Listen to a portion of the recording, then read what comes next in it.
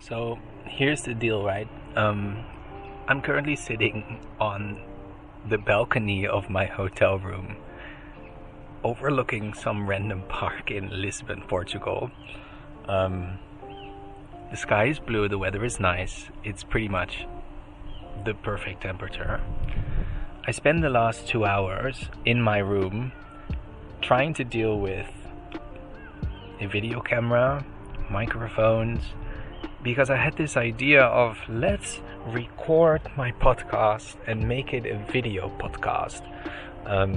And I have recorded this story now of how I found my co-founders for the company that we're building already like 3 times. And every time there's so much, I don't know, video. Maybe it's just not for me. It has nothing to do with how I look, because I would love to, for you to see me sitting here. That is beautiful, but I'm just gonna go back to old school and just audio. So forgive me that there is no video. There probably won't be any video. I have some cool concepts.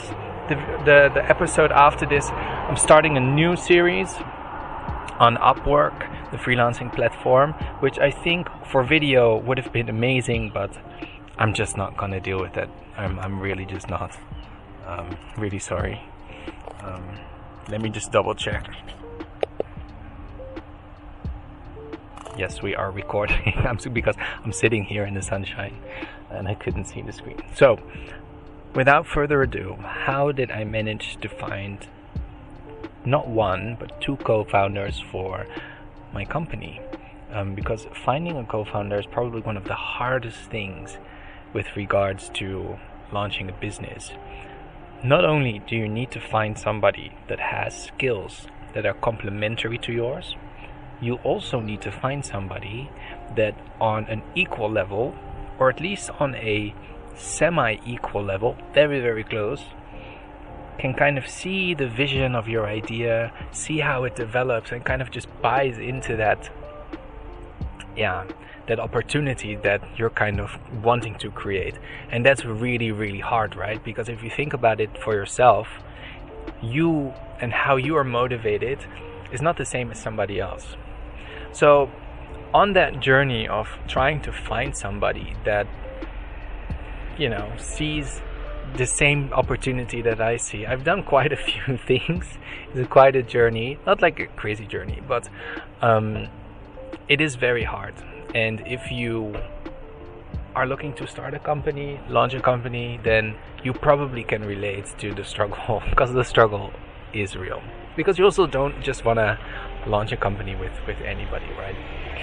So the first thing that I did with regards to trying to find a co-founder is that when we go back, so I had this idea in my head. It's not a completely unique idea. Hopefully, I'm not going to share just yet what that is. I will and give a little bit more detail, not in this episode, but in another episode. But I have this idea, I see the opportunity, I see the potential, I see the skills that are needed to make it happen. I know what I can bring to the table, and consequently I also think like, okay, then I'm kind of in the know of what kind of skill that I'm looking for. So the first thing that I do is that I go to a platform called COFOUNDERS Lab. As the name suggests, it is a platform, kind of like a social media thing, for you to meet your co-founder. And how it works is that you sign up, you create a profile, and you can say, hey, I either want somebody to join my project, or I'm looking to join somebody's project, or I'm just open for whatever. I already knew up front, just based out of my experience with this platform, is that it probably isn't going to work on this platform, just because it just sucks. Like, so far, and I'm just kind of jumping ahead here already, but why is it that there is no real platform out there that kind of connects founder and co-founder together? Like, there's such an opportunity there, because Co-Founders Lab, the first thing that's so horrible about this platform is just the overall experience. It just looks weird, it's not really going, you have no insight as to who is doing what, are people still active on the platform, what projects are they working on, is it going to be worth my time trying to reach out to these people. They also try to upsell you consistently, to like their premium version, and maybe in the premium version everything works very smoothly, but that's just not something I was willing to invest in, because I believe that your free version, and that's like a generic principle, that your free version should just be so great, there needs to be so much value there, that it makes me want to say, okay, I'll invest the $10 or $20 a month into the premium. But if you can't convince me on like the foundation in the free, I'm definitely not upselling. So long story short, that platform didn't work. Second thing is that you go into Facebook groups. Facebook groups also didn't work for me. The reason for that sounds maybe a little bit arrogant, not trying to be, but I'm looking for like a specific caliber of person, somebody with relevant, credible experience, but also somebody that is actively looking as to starting a new company. And I just find that in those co-founder Facebook groups, there's a lot of wannabes. The demographic in these groups, not really that serious. Not to say that I haven't tried, but it just didn't work. Next thing that I did is that I went to AngelList. Now, if you are a little bit familiar within the startup world, you are also familiar with AngelList. It's kind of like, not really a social media, but you can sign up, create a profile, and then you can create a company profile, your startup. And then I think what most people use AngelList for is just recruiting. So what I did is I took my personal profile and then I created a company profile based off of the idea that I had, and I created a job for a co-founder. And you can put in a description, a title, and you can select up to 3 markets where the job shows up, so when people search. Now for me that meant that I on purpose wanted to make sure that my job did not show up in the markets where my competitors are. So what did I select? Maybe like Singapore, Barcelona, and I kind of rotated all these cities and just see what the response was. The big problem, however, what I had with AngelList was that in the job post, again, maybe because of the free version, it did not allow me to put the salary bracket on 0. So you have to specify the salary and you have to specify if there's any equity. And obviously when you're starting a company and you're looking for a co-founder, I think in most cases it's all like on an equity base, right? You start at nothing and then you build together. So the situation that I encountered was I managed to get a couple people interested in the idea, and I started to have conversations with the people that I thought on paper would be most interesting. And even though I had, at least what I thought, put in the job description crystal crazy clear that it's an equity only position, the moment you, in the conversation on Skype or Zoom or wherever you have these conversations, that came up, they were all like, oh, what do you mean? There's no salary, there's no money. Specifically, I had a conversation with one dude. He's from the US, and I was spending like 30 minutes talking to him and explaining a bunch of stuff to him, and then he was like, oh wait, so this is equity only? And I was like, yes. And then he immediately hung up, he just hung up, and I was like, holy crap. It's those kind of experiences that I had. Can happen on any platform, but that was my struggle with AngelList, that people don't read, and I apparently couldn't make it clear enough that it's equity only. So I passed on AngelList.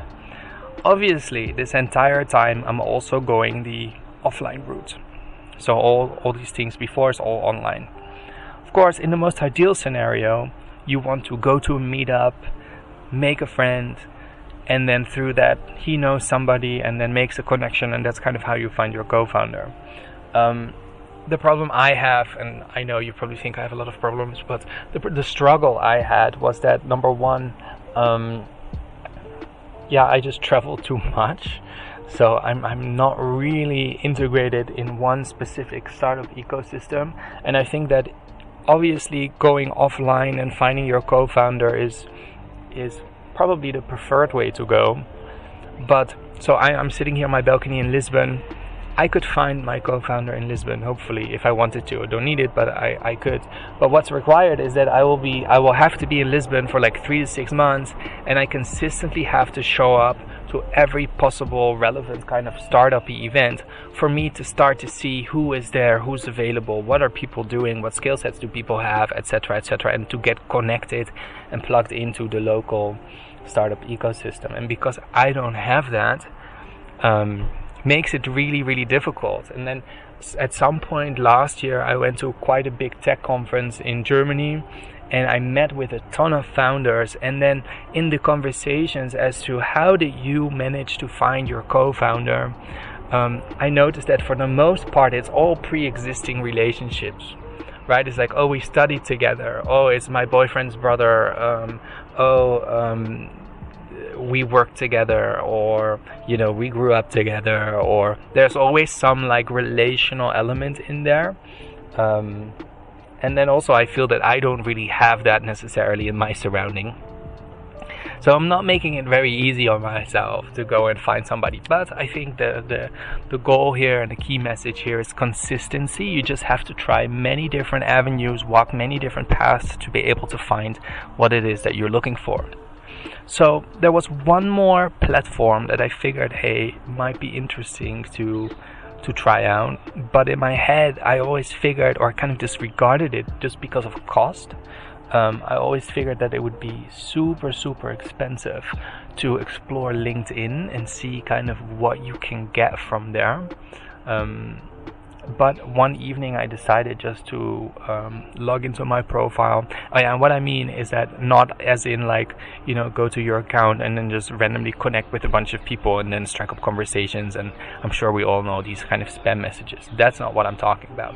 What I'm talking about is going to LinkedIn and posting an actual job as if you're as if you're hiring, basically. And almost treating the co-founder thing as a whole job interview, right? Which essentially it is.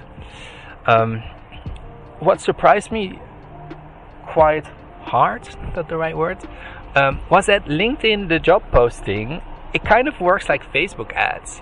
I was expecting to be like, okay, I filled in all the things. It's a sales funnel, right? So you have to put in all your stuff first, and then you get to like the financial side of. And I was thinking that probably now I'm gonna see like packages. Package 1 is like $1,000. Package 2 is like $10,000. That's kind of what I thought was going to happen. But actually, it works like Facebook ads. So you put whatever budget you want to work with, and you put your targeting, and which includes like the country, etc., maybe experience level, etc. And then the algorithm will show you kind of what you can expect from that, and then you can adjust your budget or targeting as you want. So that's what I did. I put in a budget of like $25, and the algorithm showed me that it would be live, the job post, for up to 3 days. I think in reality it was up for maybe like a day, which is fine because I think $25 isn't that much big picture wise. But what was interesting, right, is that even if it was up for 1 day, even if it was up for $25, I was able to get more interest and more applications, if you will, for this role than out of any other platform combined. What's interesting about LinkedIn, because in essence it's like an applicant tracking system, right? So the system does like a pre-filter based on the things that you set. So I actually got not quite a few, but I got like 2 or 3 people that I thought were quite interesting, and then there's a whole bunch more that were kind of crap. Just because LinkedIn makes it so easy to apply, right? So there's a whole bunch of people that just dump their resume and hope for the best. But in it was one guy, his profile wasn't exactly what I was looking for, because I was looking for somebody with a real specific tech skill set. But he had a background which would be the other complementary skill set that this project so desperately needs. So I had a conversation with him, and the one thing that struck me the most, and I think that's the most important thing with regards to looking and then kind of when you're dealing with co-founders, is that you're probably never going to get the person that like checks all the boxes. What is most important is finding somebody that will buy into the vision of what you're trying to create. Somebody that sees the ideas, sees the opportunity. And he had that from day one, right? First conversation, he immediately got what I was trying to do. He saw the potential. He had a lot of initial good ideas. And then he said, okay, you know what? Give me like a week or so. I'm just going to do my own research. So that's what happened. Waited a week. We chatted more, and then we chatted more. And I don't think we made it official in that sense, but he just kind of jumped on board. And there was just a natural synergy. And then the two of us together decided that it would still make sense to have this tech person because it's very heavily tech. So we just went the same route, tweaked the job post, made it more tech specific to kind of make sure that we only get techies. And then put another $25 into LinkedIn. Again, got a whole bunch of people applying, which was, again, surprisingly good. Like very good. And I cut it down to like 5 people. I had conversations with all 5 of them and kind of cut it down to like 3. Then co-founder 1 jumped into the conversation. We brought it down to 2 and then had more conversations, and then we decided on what now is co-founder number 3. So actually let's put it like this. I'm co-founder 1, and then co-founder 2, and then co-founder 3 is the tech guy. So there's 3 of us. So we ended up with a team of 3 instead of 2, which is good. And what's so cool about it is that this technical guy, for the sake of privacy, I'm just being vague in that sense, right? But he also has such a relevant background also in that specific technology space, working for companies that are so relevant to what it is that we're trying to do. So ultimately it is that we have a team now that, in the most biased way possible, I'll just be honest, if anyone had to start this and would be successful at it, it would be us, just in terms of relevance, experience, background, insights, all of these things. So there you have it, right? You have 3 people meeting, connecting, and kind of believing in an idea. Now, I don't just want to end on that note. I want to share also a little bit kind of how the story then continues, because I think a lot of people are like, okay, well, there's the 3 of us now, let's do this, let's incorporate a company and then maybe get some funding and then that's it. But that's specifically not the way that we decided to go. We said, okay, how do we move forward from here, right? Because effectively we are all strangers. And the worst thing that can happen is that you set up a company, you incorporate, you get really invested, and then it turns out that everything goes to shit because we hate each other.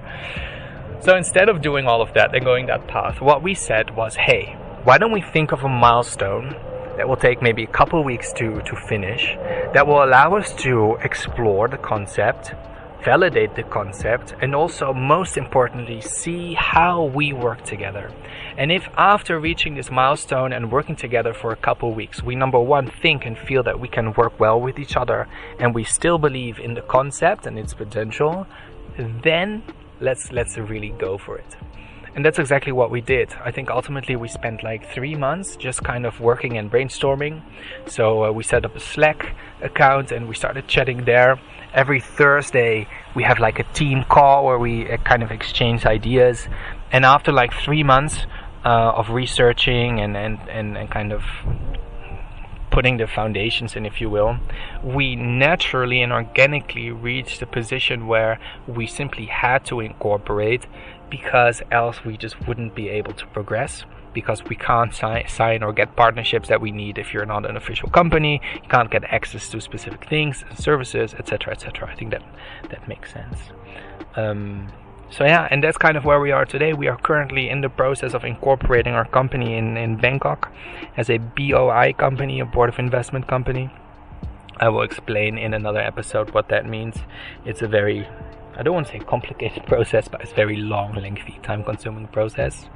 But yeah, again, I don't want to drag this too much. This is the story of how I found my co-founders. You can go to hughbert.com and kind of read through this. I wrote an article about it on the blog in a little bit more structured way. Hopefully it gives you some insight.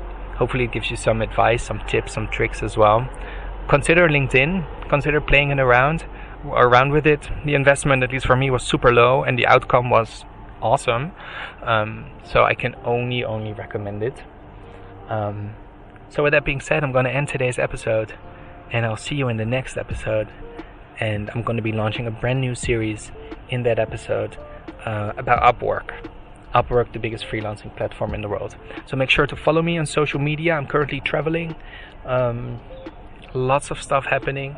So thanks for listening. Please subscribe, and I'll see you in the next episode. Bye-bye.